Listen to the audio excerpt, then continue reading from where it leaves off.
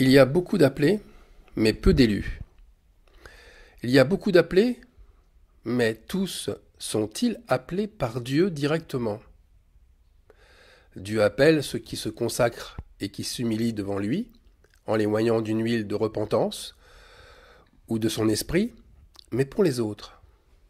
Pour ceux qui reçoivent comme ça une mission divine, parfois dès leur enfance, que se passe-t-il pour eux? Pour en venir au prophète qui me subjuguait et qui me séduisait hautement autrefois, dès son enfance, un ange de lumière est venu l'avertir. Il est venu le conditionner aux faits surnaturels. Le spiritisme était entré dans sa vie sans qu'il en mesure l'emprise et les dangers. L'ange de lumière, animé par Satan, ne prend pas le chemin de la vérité, il prend des chemins tortueux dès le départ. Il vient vous séduire d'abord en vous élisant avec des pouvoirs et une mission supérieure aux autres. Il profite toujours d'une position difficile, comme une mauvaise situation familiale ou sociale, pour venir vous offrir la réussite, vous offrir la gloire, une renommée.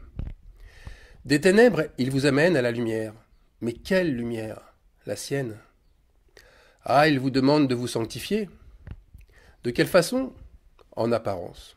Bien souvent, en vous poussant à arrêter de boire, en vous demandant de ne plus fumer, de ne plus sortir avec n'importe qui. C'est bien, mais cela reste, au demeurant, très superficiel. Cela reste un lavage des péchés peu profond. L'hypocrisie peut continuer son chemin librement. Alors la question qui brûle les lèvres est: comment l'ange sait-il que dès l'enfance, la personne choisie va accepter et surtout qu'elle soit prédisposée à aller loin dans le culte des anges? Des témoignages comme celui de mon dernier message bien montrent que l'ange séducteur semble être certain de l'engagement et de la fidélité de l'âme qu'il a choisie. Alors y aurait-il une prédestination à ce niveau? La prédestination, je le confirme, les anges de lumière y sont très attachés. C'est leur trophée. Et pourquoi? Eh bien pour la simple raison qu'elle participe fortement à créer sur la personne choisie une lumière encore plus forte. La prédestination, c'est le ciment de l'idolâtrie. Rendez-vous compte, son élection sur terre signifierait que la personne a été choisie au ciel. Nous l'avons vu, des prophètes guérisseurs ont des visions précises de la guérison. La personne concernée, le lieu, la date, les circonstances. Avec la divination ou le cultisme, quelle aubaine pour croire que tout est déjà conçu à l'origine. Jésus-Christ, Fils unique de Dieu, a été prédestiné, certes, mais pour d'autres fils de Dieu, la tentation de chercher à reproduire un tel scénario est trop forte.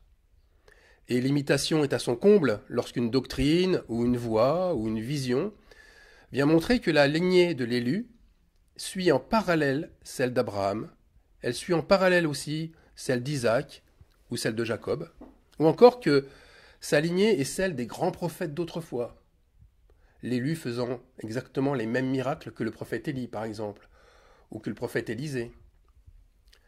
Alors accrochez-vous. Accrochez-vous parce que je vous livre ce que l'Esprit Saint m'a inspiré. Les anges de lumière, les séraphins, les lucifères, peu importe leur nom, puisque ce sont les mêmes entités, ce sont les mêmes corps célestes déchus, eh bien ils se connaissent au ciel. Et quand certains sont précipités sur terre, les autres, pas encore incarnés, suivent leur révolution sur la terre, à partir de leur naissance, pour établir d'abord un contact avec eux. Puis le contact établi, il les lie ensuite en les rendant dépendants de leur présence et en les rendant dépendants du surnaturel. Ils se destinent à être leurs anges protecteurs, en se montrant de plus en plus intimes avec eux. Voilà comment le royaume des ténèbres prend forme sur terre. Rien ne se fait par hasard. Les mauvais esprits se reconnaissent, et ils s'assemblent, comme une race le fait. C'est l'union tant recherchée de ceux qui sont au ciel avec ceux qui sont sur terre. Ézéchiel, chapitre 28. Voilà ce qu'il dit. Tu étais un chérubin protecteur aux ailes déployées. Tu as été intègre dans tes voies, mais tu as été rempli de violence, et tu as péché. Par l'injustice de ton commerce, tu as profané tes sanctuaires. je te précipite de la montagne de Dieu, je te jette sur la terre, je te livre en spectacle au roi. Vous voyez le chérubin d'Ézéchiel 28, qui a péché et qui a de grands pouvoirs au ciel, va chercher à transmettre ses dons à une âme qu'il reconnaît sur terre. Rien d'étonnant, puisque le chérubin protecteur a dans ses missions celle de parcourir la terre pour protéger celles et ceux qui craignent Dieu. Mais il se croit supérieur. Alors il va exercer un autre commerce. Il va rechercher des âmes prédisposées à se laisser séduire par lui. Des âmes avides d'avoir une renommée, assoiffées de reconnaissance et d'admiration des autres. Vous pourrez me dire, bon, tout cela, c'est bien. Or, ce n'est peut-être que des suppositions. Est-ce que c'est une réalité biblique? Eh bien, Dieu a montré cette réalité à Ézéchiel. Ézéchiel, chapitres 40 et 41. Et il a montré cette réalité lors de sa vision du temple. Le contexte, c'est le suivant. Le prophète Ézéchiel, au bout de 25 années de captivité à Babylone, et après 14 ans de destruction de Jérusalem, le prophète est transporté en esprit dans le pays d'Israël, sur une montagne élevée où une ville était construite. Il y voit un homme qui a l'aspect de l'airain. On voit que c'est un homme très puissant. Et qui lui dit de faire très attention à tout ce qu'il verra, tout ce qu'il entendra, afin de le répéter à tout le peuple d'Israël. Alors là, il y a deux questions qui se posent. L'homme fort lui montre-t-il les normes d'un nouveau temple à construire, encore plus majestueux, le 3e temple, ce que pensent beaucoup de théologiens, ou bien lui montre-t-il un temple ancien, maudit, qui a été infidèle à Dieu et qui a provoqué la captivité et l'exil des Israélites? Vous savez, notre Seigneur, il a toujours cette motivation à vouloir nous sauver. C'est toujours sa motivation première. Et il nous aide aussi à comprendre pourquoi un peuple saint déchoit de ses fonctions. Dieu veut que nous ne tombions pas ou nous ne retombions pas à nouveau dans le même piège de nos ancêtres. Alors, premier indice de taille, est-ce un homme en vêtements blancs qu'Ézéchiel voit en haut de la montagne? Non, c'est l'homme d'airain. L'homme fort qui prend les mesures et qui décrit chaque partie de la ville et du temple. Ce n'est pas anecdotique, car c'est à ce genre d'homme de prendre conscience, de mesurer ce qu'il a fait. Il mesure avec un cordeau de lin, et le lin, c'est la sainteté, c'est le niveau de sainteté qu'il mesure. Alors je vais passer certaines descriptions et mesures pour vous décrire la muraille du temple, extérieure et intérieure. Pourquoi? Simplement parce que des chérubins y sont représentés tout du long. Des chérubins séparés par une palme de chaque côté. Alors on va lire justement ce passage d'Ézéchiel, chapitre 41, des versets 18 à 20. Il y avait une palme entre deux chérubins. Chaque chérubin avait deux visages.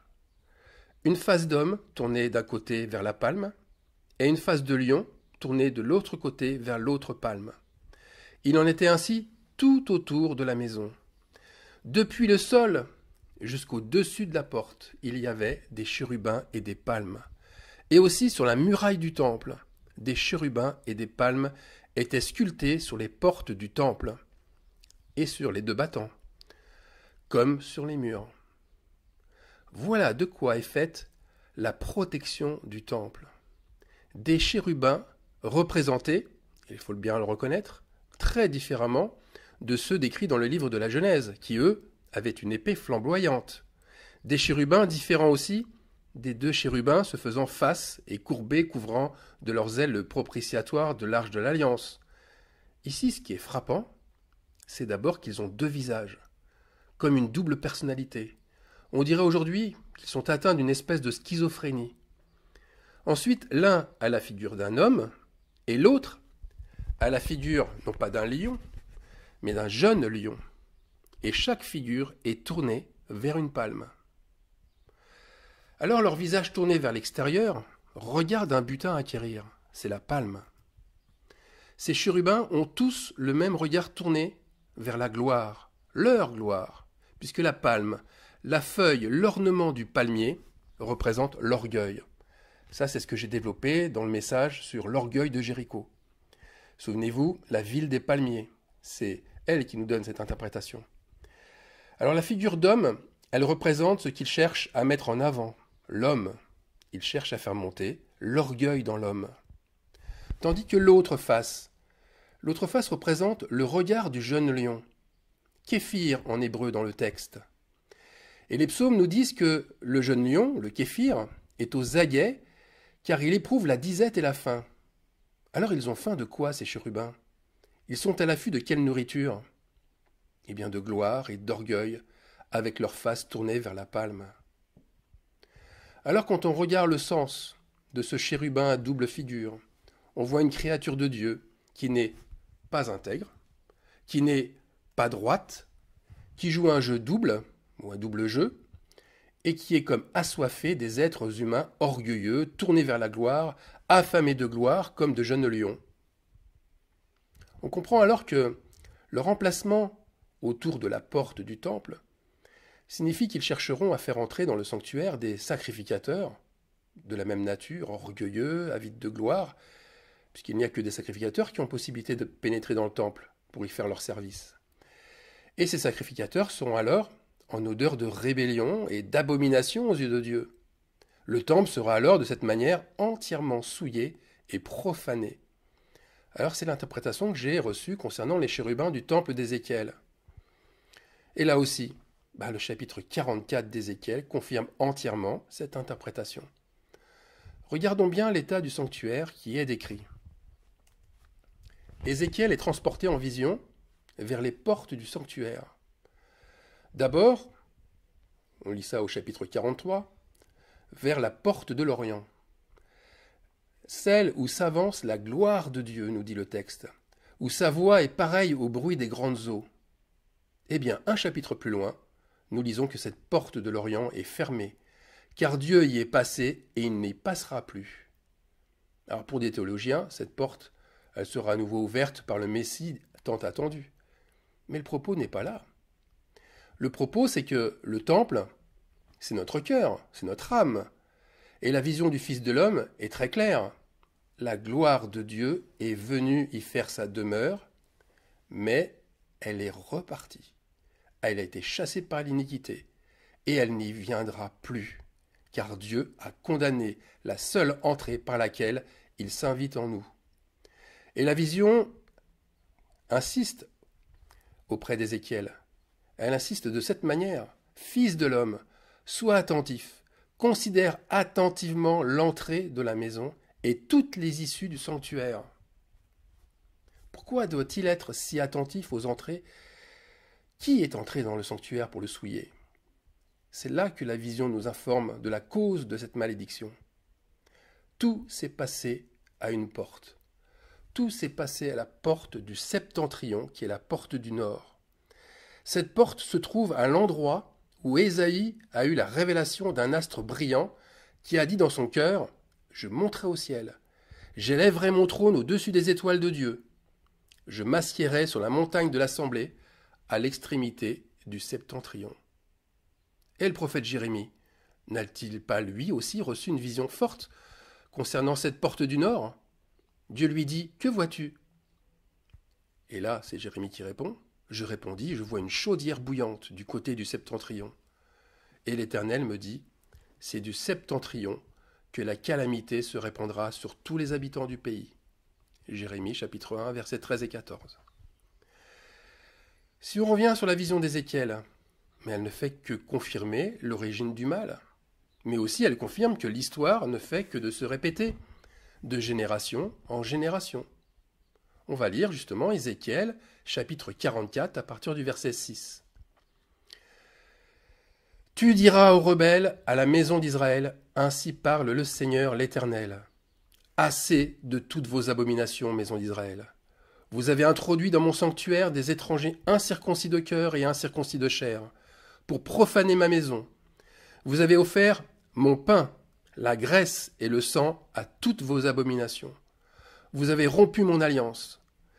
Vous n'avez pas fait le service de mon sanctuaire, mais vous les avez mis à votre place pour faire le service dans mon sanctuaire. » Alors juste un instant pour dire que les incirconcis, qui ont pénétré pour profaner l'intérieur de la maison de Dieu, sont exactement, point par point, de même nature que tous les anges qu'on a décrits tout à l'heure, ces anges déchus qui ont été sculptés sur les murs et les portes extérieures. L'analogie est parfaite. De plus, là je continue, les Lévites qui se sont éloignés de moi quand Israël s'égarait et se détournait de moi pour suivre ses idoles, ces Lévites porteront la peine de leurs iniquités. Je lève ma main sur eux, dit le Seigneur l'Éternel. Ils ne s'approcheront pas de moi pour être à mon service dans le sacerdoce. Ils ne s'approcheront pas de mes sanctuaires, de mes lieux très saints. On voit bien là que les premiers seront bien les derniers. On pourrait être offusqué en constatant que Dieu, mais il a laissé faire cette imposture, jusqu'au bout. Mais l'imposture des anges, comme celle des Lévites, elle fait partie de son plan pour éliminer l'iniquité et pour sauver les âmes repenties. Un plan qui vise à juger le vrai du faux, à séparer le bien du mal, à couvrir de honte et d'opprobre les faux apôtres, les sacrificateurs iniques, tous ceux qui ont brisé l'alliance. Tout est fait pour que la justice et la vérité éclatent et qu'elles soient rendues publiquement. Alors revenons une dernière fois au temple d'Ézéchiel. À quoi va-t-il servir alors? Quelle est sa raison d'être, mais principale? Chapitre 43. Le but de Dieu est clairement annoncé. Verset 10.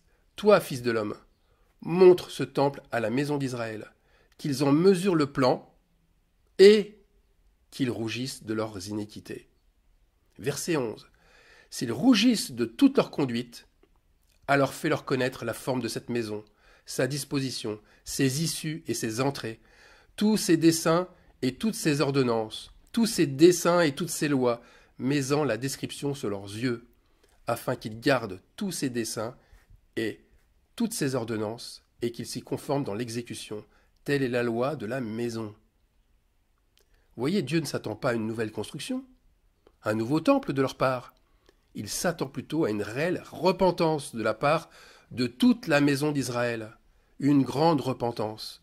Chacun doit rougir et avoir honte de ce qu'il est et de sa conduite. Concrètement, les chérubins ont influencé de manière très forte la maison d'Israël. Ces anges ont poussé les Israélites à l'orgueil au point de profaner le temple. Alors la repentance du peuple doit se voir à la porte du septentrion. Vous savez, cette porte, large et spacieuse,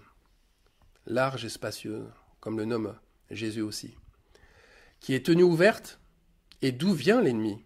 C'est là qu'il faut y tenir un siège. Et c'est là qu'il faut filtrer un à un les visiteurs. C'est là que l'attitude du repenti doit être aussi forte que le fait d'assiéger Jéricho. Pendant 7 jours, Jéricho a été assiégé. Eh bien, pendant 7 jours aussi, aucun esprit d'orgueil ne doit franchir la porte. Ils doivent, dès son apparition, l'écraser, le détruire complètement. Surtout ne pas le laisser prendre le pouvoir, sinon, il essaiera que chacun se compare les uns aux autres. Or, aucun n'est juste. Il n'y a pas de juste. Tous ont attiré la malédiction sur eux.